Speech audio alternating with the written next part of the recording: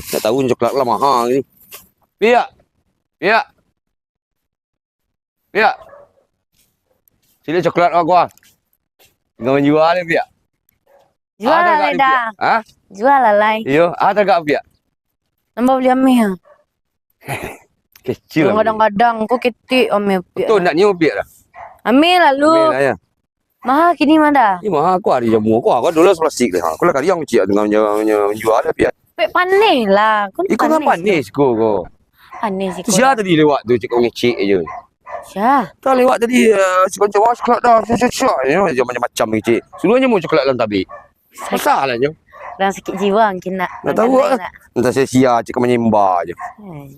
Aduh. Jual lah lai. Mahal kini mana? Pada murah lu suak. Ya, tambah lagi tangan Pia dah. Sekolah. Ayo.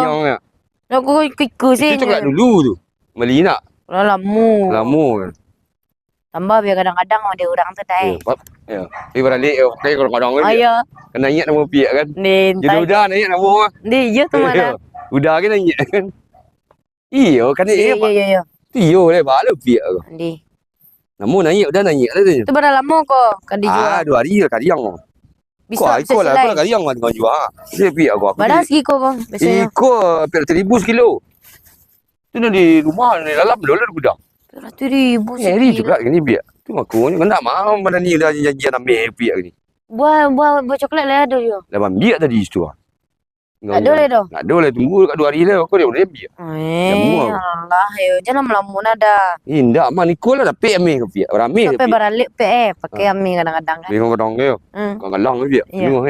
Dia lah tikar jalan Pia Sih tak ada lagi. Tak temadan 2 kali ni. Alah, masuk alam tu. Kira tu jamu tu. Tapi ya. Malah.